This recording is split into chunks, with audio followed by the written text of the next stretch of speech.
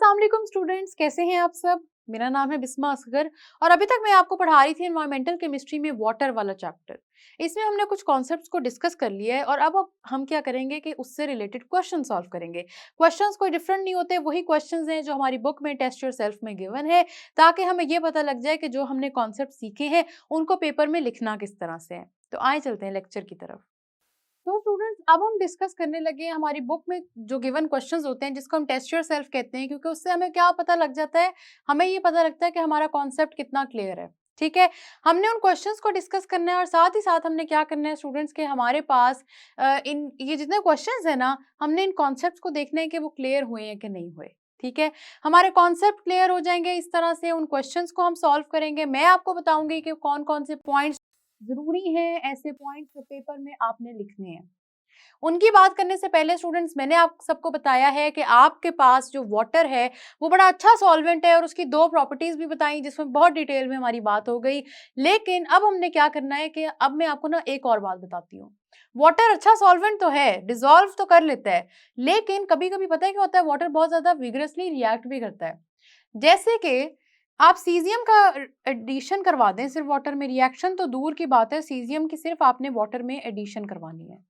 ठीक है, इस एडिशन के बाद स्टूडेंट्स क्या होगा कि इतना विगरस रिएक्शन होगा कि आप जिस ग्लास कंटेनर में, जिसको हम ग्लास ट्रफ भी कहते हैं, जिसमें आप ये रिएक्शन करवा रहे होंगे ना, वो बहुत सारे छोटे छोटे पीसेस में शैटर हो जाएगा, टूट जाएगा। ठीक हो गया, ये बात समझ में आ रही है आप सबको। तो इसीलिए ऐसी बात नहीं है कि बस वाटर अच्छा सॉल्वेंट है तो वहां पे बात हमने खत्म कर दी। बात आगे और भी डिटेल में है कि बात ये है कि वाटर कभी कभी कुछ ऐसी चीजें होती है जिनके साथ बहुत विगरसली, मतलब बहुत ही ज्यादा रिएक्शन कर देता है। रिएक्शन करने से ना, इसीलिए हम कहते हैं कि हमें ख्याल रखना चाहिए कि हम वाटर में कौन सी चीज ऐड कर रहे हैं। और केमिस्ट्री के जो रिएक्शंस होते हैं, ऐसे नहीं करना कि कोई भी चीज उठाई, कोई भी मेटल उठाया, वाटर में ऐड कर दिया कि जी वाटर की सॉल्युबिलिटी चेक करनी है। इन चीजों का ख्याल रखना पड़ता है केमिस्ट्री में। ठीक हो गया, अब हम आगे चलते हैं स्टूडेंट्स और हम बात कर लेते हैं कि हमारे पास जो बुक में टेस्ट योर सेल्फ गिवन है उसमें कौन कौन से क्वेश्चंस हैं। टेस्ट योर सेल्फ को हम डिस्कस करेंगे स्टूडेंट्स, और टेस्ट योर सेल्फ को डिस्कस करते हुए हमारा सबसे पहला क्वेश्चन है, व्हाट इज कैपिलरी एक्शन। ठीक है students, question is what is capillary action. मैंने आप सबको बताया था कैपिलरी एक्शन क्या चीज होती है। कैपिलरी एक्शन का स्टूडेंट्स मतलब ये होता है कि आपके पास जिस भी चीज की आप बात कर रहे हैं, जो भी आपके पास, जिस तरह वाटर है, तो वाटर किस तरह से अगेंस्ट द ग्रेविटी जाके ऊपर की तरफ ट्रेवल करता है। ठीक है, तो इसमें क्या है, इसमें basically upward movement of water है, upward movement of water, upward movement of water है। और ये वाटर किस तरफ जाएगा, ये वाटर जाएगा टू द प्लांट्स। ठीक है, प्लांट्स के पास, आखिर प्लांट्स को वाटर तो चाहिए ना, तो ये जो अपवर्ड मूवमेंट ऑफ वाटर है ये प्लांट्स की तरफ होती है। क्यों प्लांट्स की तरफ होती है? ताकि प्लांट्स को उतना पानी मिल सके जिसकी उनको जरूरत है। कैपिलरी एक्शन में आप सबको ये भी याद है कि हमारे पास इसमें हमने देखा था कि सरफेस टेंशन भी वाटर की बहुत ज्यादा होती है। सरफेस टेंशन ज्यादा होने का क्या मतलब है कि हमारे पास वाटर मॉलिक्यूल्स एक दूसरे के साथ इतने अच्छे तरीके से अटैच हो जाते हैं कि वो एक दूसरे से अलग नहीं होते। ठीक है, क्योंकि वो एक दूसरे से अलग नहीं होते, वो एक दूसरे के साथ बॉन्ड बना लेते हैं, जो कि बॉन्ड्स हमने पढ़े भी हैं।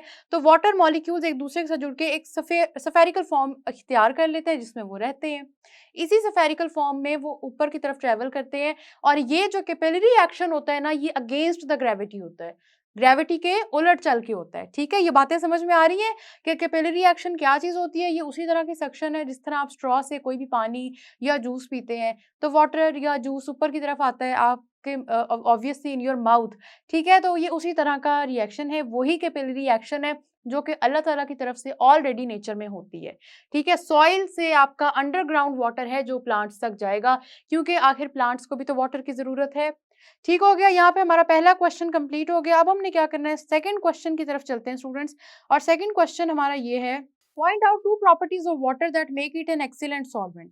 अब हमारे पास वाटर की कौन सी ऐसी प्रॉपर्टीज हैं जो इसको एक्सीलेंट सॉल्वेंट बनाती हैं, ये जरूरी बात है हमारे पास। देखें, जरूरी बात क्या है, जरूरी बात ये है स्टूडेंट्स की एक्सीलेंट सॉल्वेंट वाटर क्यों है। वाटर के अंदर दो ऐसी प्रॉपर्टीज है। पहली प्रॉपर्टी है वाटर की पोलर नेचर। ठीक है, पोलर नेचर पता होना चाहिए कि वाटर की क्यों है। दूसरी इंपॉर्टेंट चीज है एक्सटेंसिव हाइड्रोजन बॉन्डिंग एबिलिटी। ये दोनों क्वालिटीज आपने पेपर में लिखनी है। ये क्वेश्चन अगर आता है तो या तो अलग-अलग पूछा हो ना, अगर आपसे अलग-अलग इन क्वालिटीज का नहीं पूछा हुआ स्टूडेंट्स, तो आपने इनको लाजमी इकट्ठा लिखना है। ठीक हो गया। ये हमारे पास क्वेश्चन इस तरह से मैंने आपको बता दिया कि इसमें कौन कौन से दो इंपॉर्टेंट पॉइंट्स हैं। अब पेपर में जब क्वेश्चन आएगा ना, इधर तो स्टेटमेंट ये है कि पॉइंट आउट टू प्रॉपर्टीज। ठीक है, पॉइंट आउट का मतलब होता है कि सिर्फ ऐसे ही इंडिकेट करके बता दें कि कौन सी दो प्रॉपर्टीज होती हैं। लेकिन जब आपने इसको पेपर में लिखना है तो सिर्फ पॉइंट आउट नहीं होता है, इसकी थोड़ी सी एक्सप्लेनेशन भी देनी होती है। क्या एक्सप्लेनेशन देनी होती है? पोलर नेचर है वाटर की, इसका क्या मतलब है कि वाटर के अंदर यहाँ पे क्या होगा, वाटर के अंदर स्टूडेंट्स हमारे पास होंगे पार्शियल पॉजिटिव और नेगेटिव चार्जेस। ठीक है, partial positive and negative charges. ठीक हो गया। ये चार्जेस होते हैं हमारे पास वाटर मॉलिक्यूल के अंदर, जिसकी वजह से पोलर नेचर डेवलप हो जाती है, आयोनिक कंपाउंड्स डिसॉल्व करते हैं तो आयन डाइपोल फोर्सेस बन जाती हैं, और इस तरह से स्टूडेंट्स आपके पास यहाँ पे पोलर नेचर एक क्वालिटी बन जाती है कि जिसकी वजह से वाटर एक सॉल्वेंट बन जाता है। ठीक हो गया, ये बात समझ में आ गई। दूसरी हमारे पास है एक्सटेंसिव हाइड्रोजन बॉन्डिंग। अब इसमें कौन से डिसॉल्व होंगे? वो डिसॉल्व होंगे सब्सटेंसेस स्टूडेंट्स जो कि हमारे पास पोलर हैं लेकिन आयोनिक नहीं है, नॉन आयोनिक है। ठीक है, polar non ionic substances will dissolve. ये वाले सब्सटेंसेस डिसॉल्व हो जाएंगे इसमें, और इस तरह से क्या होगा कि आपके पास वाटर एक सॉल्वेंट बन जाएगा for most of the compounds. Her compound के लिए नहीं बनेगा, हर सब्सटेंस के लिए नहीं बनेगा। ठीक है, कुछ सब्सटेंसेस के लिए बनेगा जिसमें जो एक्सटेंसिव हाइड्रोजन बॉन्डिंग एबिलिटी है, ये आप सबको पता है कि मैंने आपको बताया था हाइड्रोक्सिल ग्रुप होता है अल्कोहल्स में, जो आपके पास यहाँ पे एसिड्स हैं उनमें होता है, शुगर्स में होता है, ग्लूकोज में है। इसकी वजह से आपके पास ये हाइड्रोजन बॉन्डिंग की एबिलिटी, और वाटर मॉलिक्यूल्स एक दूसरे से भी इसी हाइड्रोजन बॉन्डिंग की वजह से अटैच करते हैं।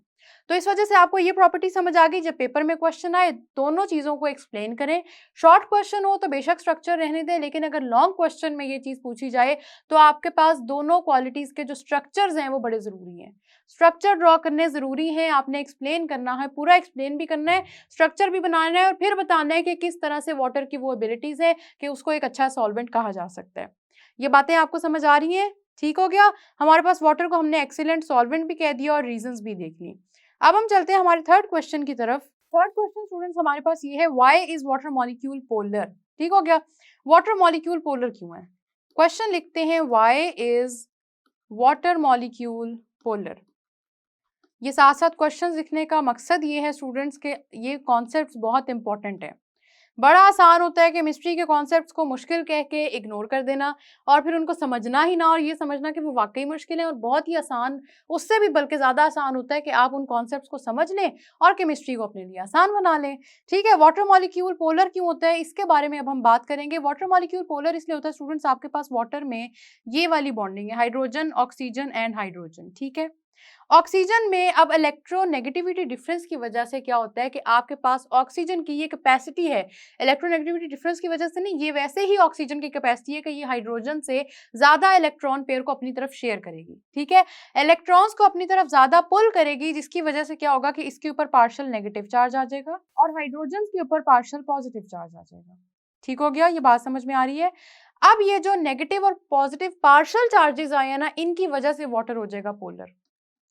और ये किसको डिसॉल्व करेगा अपने अंदर स्टूडेंट्स? पोलैरिटी की वजह से हमने बात की थी कि आप सबने याद रखना है, लाइक डिसॉल्व्स लाइक। जो सब्सटेंसेस एक जैसे हैं वही एक दूसरे को डिसॉल्व करेंगे। तो लाइक डिसॉल्व्स लाइक, इस वजह से क्या होगा कि आपके पास अब यहाँ पे जो सॉल्युबिलिटी हम देखेंगे ना, वो किस किस की होगी? वो होगी या तो स्टूडेंट्स आयोनिक कंपाउंड्स की, इस नेचर की वजह से, या ऐसे सब्सटेंसेस जिनके अंदर वही पोलैरिटी हो जो कि वाटर में है। क्यों? क्योंकि नेगेटिव चार्जेस और पॉजिटिव चार्जेस एक दूसरे की तरफ अट्रैक्ट करके यहाँ पे वाटर के अंदर सॉल्युबल हो जाएंगे। ठीक हो गया, ये बातें समझ में आ रही हैं, इंपॉर्टेंट बातें हैं। साथ ही साथ ये भी देख लेते हैं कि कौन सी फोर्सेस यहाँ पे बनती हैं। यहाँ होते हैं स्टूडेंट्स आयन डाइपोल फोर्सेस। ठीक है, आयन डाइपोल फोर्सेस हैं जिसकी वजह से ये इंटरमॉलिक्यूलर फोर्सेस होती हैं जो बन जाती हैं वाटर और आयोनिक कंपाउंड्स के दरमियान में, जिसकी वजह से क्या होता है कि आपके पास आयोनिक कंपाउंड वाटर में सॉल्युबल हो जाता है। एग्जाम्पल भी लिख दें इसकी, कौन कौन से कंपाउंड्स हैं जो वाटर में यहाँ सॉल्युबल होंगे? तो स्टूडेंट्स आपके पास सॉल्ट्स हैं। ठीक है, सॉल्ट्स वाटर में सॉल्युबल होते हैं, जैसे कि सोडियम क्लोराइड, जैसे कि पोटेशियम क्लोराइड, ठीक है, सॉल्ट्स वाटर में हो जाते हैं सॉल्युबल, और इस तरह से आपके पास जो पोलर नेचर ऑफ वाटर है ना, वो हमें समझ आ जाती है कि पोलर नेचर है, इस वजह से सॉल्ट्स इसके अंदर डिसॉल्व हो रहे हैं। जो अट्रैक्टिव फोर्सेज हैं उनके बारे में ज़रूर लिखना है, साथ ही साथ स्ट्रक्चर ज़रूर बनाना है, क्योंकि ये सारी की सारी चीज़ें देखें इंपॉर्टेंट है। इनको लिख के हमारा क्वेश्चन हमेशा कंप्लीट होता है। ठीक है, ये बातें समझ में आ रही हैं? चलते हैं हमारे नेक्स्ट क्वेश्चन की तरफ स्टूडेंट्स। हमारा नेक्स्ट क्वेश्चन है यहाँ पे, नेक्स्ट क्वेश्चन अब लिखते हैं, और next question is explain why non ionic polar compounds are soluble in water. Polarity की वजह से हमने जिन कंपाउंड्स की सॉल्युबिलिटी देखी वो थे आयोनिक कंपाउंड्स। ठीक है, अब उन्होंने कहा है कि आपके पास कंपाउंड है non ionic, non ionic compound है, और साथ ही साथ ये non ionic compound polar in nature है। ठीक है, non ionic polar compound is also soluble in water. अब इसकी रीजन देख लेते हैं। ठीक है, ये मैंने स्टेटमेंट लिख दी है एज इट इज, पेपर में भी आपने ऐसे ही लिखनी है। क्वेश्चन को कंप्लीट करने के लिए अक्सर कुछ बातें होती हैं उससे रिलेटेड जिनका मेंशन करना बहुत जरूरी होता है। ठीक हो गया। अब non ionic polar compound soluble in water होता है, वो कैसे होता है? वो होता है स्टूडेंट्स हमारे पास एक्सटेंसिव हाइड्रोजन बॉन्डिंग एबिलिटी की वजह से। ठीक है, एक्सटेंसिव हाइड्रोजन बॉन्डिंग एबिलिटी होती है जिसकी वजह से वाटर के अंदर ये वाले कंपाउंड्स भी सॉल्युबल होते हैं। जिसमें कौन कौन से आते हैं सोचें जरा। इसमें आते हैं स्टूडेंट्स आपके पास एल्कोहल्स, साथ ही आपके पास आ जाते हैं स्टूडेंट्स आपके पास एसिड्स होते हैं। ठीक है, एसिड्स होते हैं, और इसके अलावा स्टूडेंट्स आपके पास ग्लूकोज और शुगर। एसिड्स के बारे में पूछा जाए कि ये कौन से एसिड्स होते हैं, तो आप सबने याद रखना है कि ये ऑर्गेनिक एसिड्स होते हैं। ठीक है, ऑर्गेनिक एसिड्स को यहाँ पे डिस्कस कर रहे हैं ना, वैसे तो एसिड्स होते तो उनकी तो हम बात ना कर रहे होते। तो जो हमारे पास ऑर्गेनिक एसिड्स होते हैं, मैं यहाँ साथ लिख भी देती हूँ, ऑर्गेनिक एसिड्स हैं जिनकी सॉल्युबिलिटी की हम बात कर रहे हैं। और वो क्यों सॉल्युबल होते हैं? वो सॉल्युबल इसलिए होते हैं क्योंकि यहाँ पे हाइड्रोक्सिल ग्रुप अटैच्ड होता है। ठीक है, हाइड्रोक्सिल ग्रुप अटैच्ड होता है, जिसकी वजह से क्या होता है कि आपके ये वाले जो कंपाउंड्स हैं ये भी वाटर में सॉल्युबल हो जाते हैं। जबकि हमने तो बात की ऑर्गेनिक कंपाउंड्स मेजॉरिटी नहीं सॉल्युबल होते वाटर में, वो कंपाउंड सॉल्युबल नहीं होंगे जो पोलर नहीं हैं। अगर कंपाउंड पोलर है, देखें सबसे पहली बात आपने जरूरी याद क्या रखनी है कि आपके पास चाहे बात आप करें कि आपके पास यहाँ पे पोलर नेचर ऑफ वाटर है जिसमें हमने आयन डाइपोल फोर्सेस को डिस्कस किया, या आप हाइड्रोजन बॉन्डिंग की बात करें, दोनों में कंडीशन ये है कि जिस सब्सटेंस को आप डिसॉल्व कर रहे हैं वो सब्सटेंस पोलर होना चाहिए। नॉन पोलर सब्सटेंस कभी भी वाटर में डिसॉल्व नहीं हो सकता, कोई बॉन्ड बनेगा ही नहीं, क्योंकि बॉन्डिंग की जो रीजन है उसके पीछे आपके ये वाटर मॉलिक्यूल के चार्जेस हैं। अगर तो चार्जेस हैं इसका मतलब कि चार्जेस होंगे दूसरे कंपाउंड पे तभी तो वो सॉल्युबल होगा। अगर दूसरे कंपाउंड पे चार्जेस नहीं है वो सॉल्युबल नहीं होगा। इन बातों को समझें, इनको याद रखें। तो अगर आप रिवाइज कर रहे हैं ना, आपके माइंड में क्वेश्चन आएगा कि ये किस तरह से सॉल्युबल है, तो याद रखना है कि वाटर की नेचर पोलर है।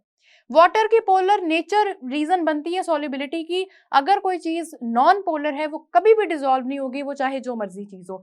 इसलिए हम ये कहते हैं कि most of the compounds are soluble in water, लेकिन हम कभी भी ये नहीं कहते कि all of the compounds are soluble in water. बातें समझ में आ रही है ना? माइन्यूट से डिफरेंसेस होते हैं, ज़्यादा मेजर डिफरेंसेस चीज़ों में नहीं होते, लेकिन हमें क्योंकि कॉन्सेप्ट क्लियर नहीं होता इसलिए हम कंफ्यूज कर जाते हैं। इसके अलावा स्टूडेंट्स आप सबने याद रखना है कि पेपर में आपसे लॉन्ग क्वेश्चंस भी पूछे जाएंगे। ठीक है, लॉन्ग क्वेश्चन में क्या पूछा जाएगा आपके पास? सबसे पहला मैं आपको लॉन्ग क्वेश्चंस बता रही हूँ पेपर पॉइंट ऑफ व्यू से। सबसे पहला जो इंपॉर्टेंट क्वेश्चन आ जाता होता है पेपर में स्टूडेंट्स, वो ये है, explain why water acts as a solvent. ठीक हो गया, water acts as a solvent. लिख लें ये क्वेश्चंस, ये इंपॉर्टेंट क्वेश्चंस हैं, पेपर में पूछे जाते हैं। ठीक है, ये आपके पास पहला इंपॉर्टेंट क्वेश्चन आ गया। इसके अलावा स्टूडेंट्स क्वेश्चन आ जाता है, explain the polar nature of water. ये भी इंपॉर्टेंट क्वेश्चन है। ठीक है, क्योंकि वाटर की जो पोलर नेचर है ना, ये स्टूडेंट्स आपके पास सॉल्युबिलिटी के पीछे रीजन बनती है। वाटर के अंदर यहाँ पे ये एक बड़ा यूनिक फैक्टर है जो हर कंपाउंड में या हर सब्सटेंस में नहीं होता। कुछ पोलर सब्सटेंसेस हैं लेकिन वो बहुत सारे चीज़ों को अपने अंदर डिसॉल्व नहीं कर सकते। ये वाटर की एक बड़ी स्पेशल और अल्लाह ताला की तरफ से खास खसूसियत है। ठीक है, ये बात याद रखनी है आप सबने। इसलिए वाटर को इतना डिस्कस किया जाता है क्योंकि वाटर लिक्विड है, साथ ही साथ पोलर है, जिसकी वजह से बहुत सारे सब्सटेंसेस इसके अंदर डिसॉल्व हो जाते हैं, और वो रीजन ही पोलर नेचर है। ठीक है, पोलर नेचर के साथ साथ याद रखना है कि आपके पास हाइड्रोजन बॉन्डिंग का क्वेश्चन भी आता है। Explain hydrogen bonding ability of water.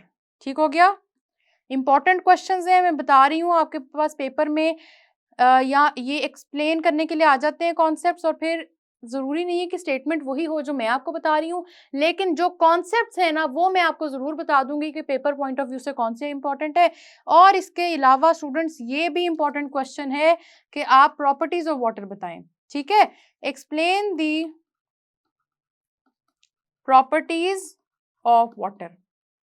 समझ रहे हैं आप सब बातों को? ठीक है, ये इंपॉर्टेंट बातें हैं आपके पास स्टूडेंट्स। इसके अलावा आपसे पूछा जाता है कि ऑक्सीजन और हाइड्रोजन के दरमियान में जो बॉन्ड है उसकी वैल्यू क्या है। ये अब लॉन्ग क्वेश्चन नहीं है, जाहिर सी बात है, लेकिन ऑक्सीजन और हाइड्रोजन के बॉन्ड की जो वैल्यू है आपके पास, सिर्फ ऑक्सीजन हाइड्रोजन की नहीं बल्कि स्टूडेंट्स आपके पास यहाँ पे पूरे वाटर के अंदर जो बॉन्ड की वैल्यू है वो है 104.5 डिग्रीज। ठीक हो गया। ये एमसीक्यूज में पूछा जाता है, एमसीक्यू पॉइंट ऑफ व्यू से बहुत इंपॉर्टेंट है। अब बात कर लेते हैं, अच्छा ये वाला मैं आपको अलहदा से बता दूं कि ये एमसीक्यू पॉइंट ऑफ व्यू से इंपॉर्टेंट है। ठीक है, ये वाला जो क्वेश्चन है ना, क्वेश्चन नंबर 5, ये एमसीक्यू पॉइंट ऑफ व्यू से इंपॉर्टेंट है। आगे एक और क्वेश्चन की बात कर लेते हैं स्टूडेंट्स। आपके पास पेपर में क्वेश्चन आ जाता होता है कि आप ये बताएं कि why water has a tetrahedral structure. ठीक है, मैं ये सारे क्वेश्चंस एक साथ आपको इसलिए बता रही हूँ कि आपका जो कॉन्सेप्ट है ना वो भी रिवाइज हो। आपने अभी अभी पढ़ा, इसलिए ये चीजें जल्दी भूलेंगी नहीं। ठीक है, why water has a tetrahedral structure. अभी अभी ये चीजें पढ़ी हैं, साथ साथ रिवाइज कर लेंगे तो पेपर पॉइंट ऑफ व्यू से तैयारी आपकी कंप्लीट हो जाएगी। इस तरह के क्वेश्चंस आते हैं जो जितनी चीजें हमने पढ़ी ना, अकरेंस ऑफ वाटर पे student, such occurrence of water पे एमसीक्यूज भी आते हैं, शॉर्ट क्वेश्चंस भी आते हैं। तो मैंने जितने कॉन्सेप्ट्स पढ़ाए हैं उनसे रिलेटेड जितने इंपॉर्टेंट क्वेश्चंस हैं वो मैंने आपको बता दिए हैं। इनकी प्रैक्टिस कर लें, 2 से 3 दफा आपको प्रैक्टिस करने की जरूरत पड़ेगी, उसके बाद आपको ये खुद ही याद हो जाएंगे। ठीक है ना, इस वजह से इन क्वेश्चन को आपने इग्नोर नहीं करना, इनकी प्रैक्टिस करनी है और देख लेना है कि अब तक जो हमने चीजें पढ़ी हैं वो आपको समझ आई कि नहीं, क्योंकि आगे हमने जो चीजें पढ़नी है उसमें और कॉन्सेप्ट्स इन्वॉल्व है। ये वाले कॉन्सेप्ट्स पूरे होंगे तो अगले कॉन्सेप्ट समझ आएंगे। केमिस्ट्री मुश्किल उसी टाइम होती है जब आप इसके इनिशियल बेसिक कॉन्सेप्ट्स को इग्नोर कर देते हैं। आप इन कॉन्सेप्ट्स की तैयारी जरूर करें और इन क्वेश्चंस को एक दफा रिवाइज भी करें। मैंने आपको जिस तरह पे जो भी पॉइंट्स बताए हैं ना, हमेशा आपसे यही कहा है कि क्वेश्चन में वो आंसर्स जब आप लिखें उस क्वेश्चन के तो लाजमी इंक्लूड करें। अभी मैंने आपको फिर से बता दी है, उन पॉइंटर्स को भूलना नहीं है, साथ ही साथ जितनी डिटेल लिखनी चाहिए वो भी मैंने आपको बता दी है। इन सारे क्वेश्चंस को एक दफ़ा दोबारा सॉल्व कर लें, कोशिश करें अपने नोट्स में लिख भी लें, इससे रिविजन अच्छी हो जाएगी। लिखने से हमें भूलती भी नहीं है चीज़ें। आप इसको रिवाइज करें। हम मिलेंगे नेक्स्ट लेक्चर में, तब तक के लिए अल्लाह हाफिज़।